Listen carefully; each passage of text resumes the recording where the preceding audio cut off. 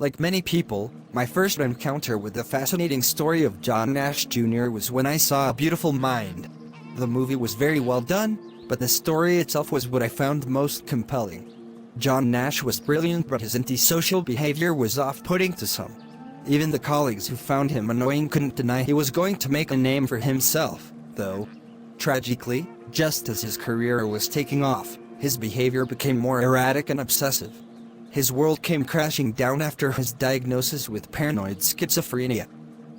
The novel A Beautiful Mind chronicles John Nash's decades-long battle with disease and his recovery.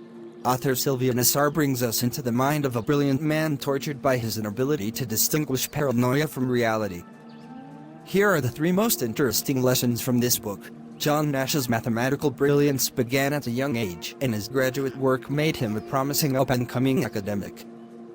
Immense stress contributed to his diagnosis of paranoid schizophrenia that derailed his career and personal life for decades. Nash's story ends happily with his recovery and career success.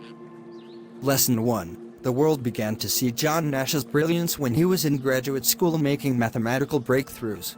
Like many geniuses, John Nash had some eccentric and reclusive tendencies. But though his parents worried about him socially, he had a gift for thinking about math problems in new and unorthodox ways. Surprisingly, he didn't show glowing grades in high school math, because he would neglect to show his work and just write an answer that he had solved in his head.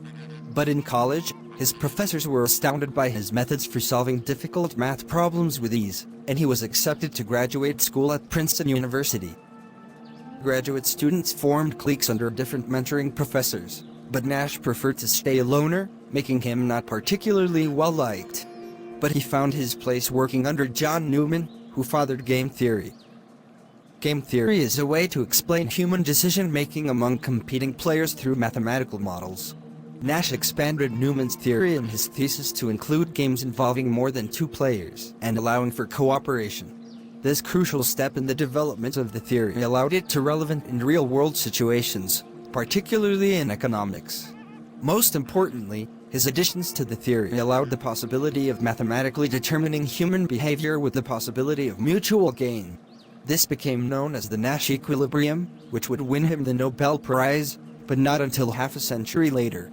His thesis gave him huge recognition in the mathematics field and landed him a job at MIT.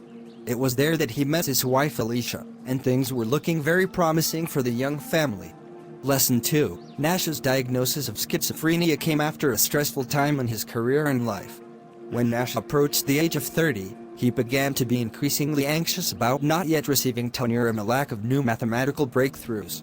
His anxieties lead him to decide to take on Riemann's hypothesis, a famously hard unsolved math problem. It was when he was putting all of his energy into this that he found out his wife was pregnant. This was when people noticed his increasingly strange behavior. Accusing his colleagues of looking through his trash to see his work on the hypothesis became common for Nash.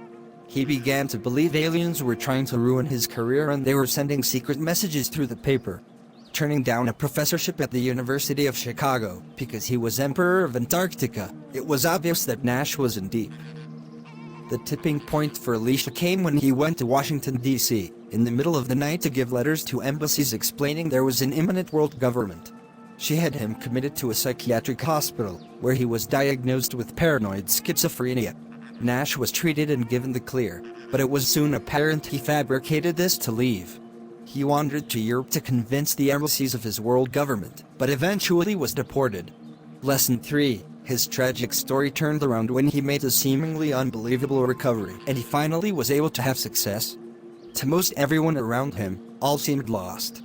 But in a miraculous turn of events, he began to recover. It happened slowly, but the schizophrenia began to subside. By the late 1980s, people at Princeton saw his research was real math rather than incomprehensible equations. Nash himself said that he began to realize that though his paranoid thoughts were still tormenting him, he could reject them now. More wonderful for Nash still, he was finally getting recognition for his contribution to game theory by receiving the Nobel Prize in Economics. After around 30 years away from academia, the invitation came for him to be a professor at Princeton. What a story. A Beautiful Mind is a great read, especially if you've seen the movie.